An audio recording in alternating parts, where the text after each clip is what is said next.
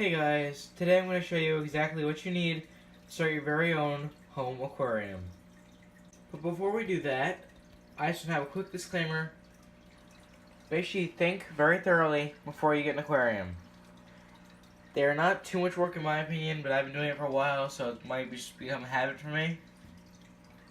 But if you're new to the hobby, I suggest doing further research besides just this, and really thinking it through before you make a commitment. Some fish can live for a very long time, like this goldfish. I've had him for like quite a few years now. A few years, like 2 or 3 years at least. And they get pretty big, like he's not even half grown. And he's pretty large. Also, I did get one new fish. I'll show you in just a second. I don't know if you can see that guy, but he is a pleco. He's kind of sitting there right now. He chills there whenever anybody's like looking at the tank.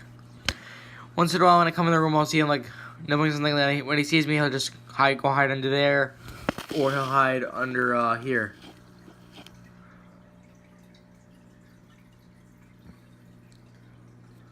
First thing you're gonna need, of course, is a tank.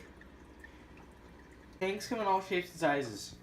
It's really, you have to do research to find out which one is right for you. My recommendation for a starter tank would probably be somewhere between 15 and 20 gallons. This is big enough to give you a good experience, but also small enough so that if you screw up, it won't be so bad. This is also ideal because it saves space. You're also going to need a filter. I would suggest an internal filter to start. For a smaller, if you're gonna get like a 15-gallon tank, I'd probably get an internal filter. But if you're gonna go 20 or 30, I'd get a hang-on back filter. I personally have hang-on back filters. I have 2 in this tank just because of a little extra power. Right here.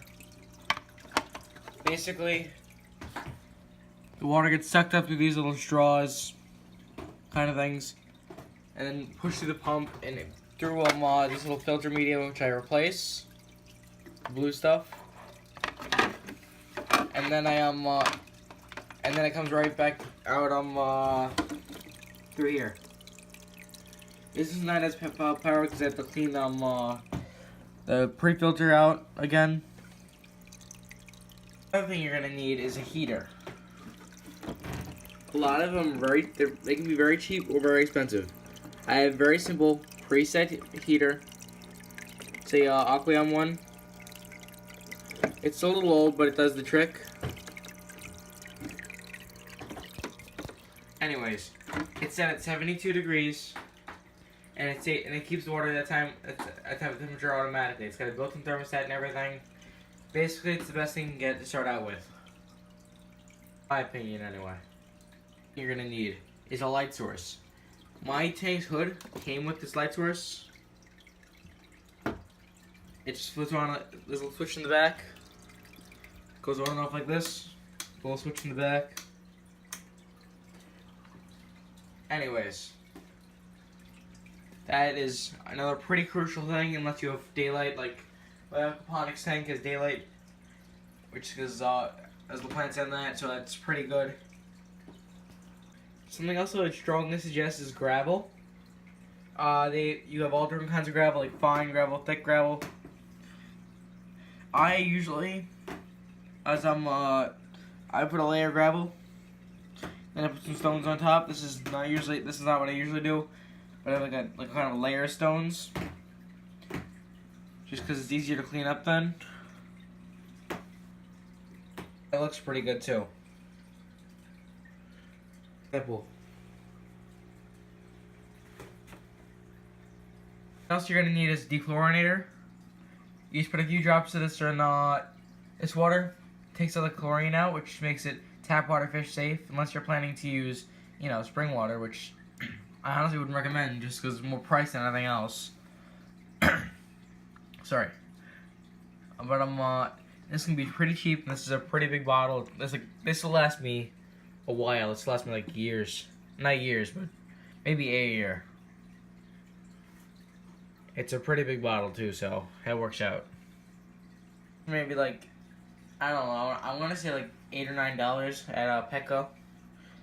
This is something else I would recommend. strongly recommend actually. Food, but I would recommend this brand. It's fluval cichlid flakes, but it works for basically all fish. They really love it.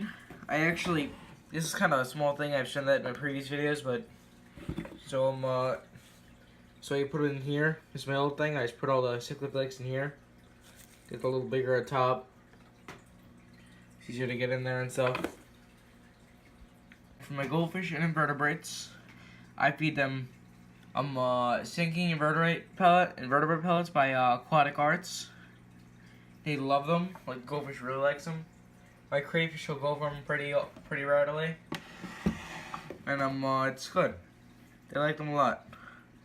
And else you're gonna want is probably one of these. It's like a little it's kind of like sandpaper texture. And it helps you scrape. You can go in and scrape the algae off the walls, up the sides of the tank, or you can scrub it too with the sponge.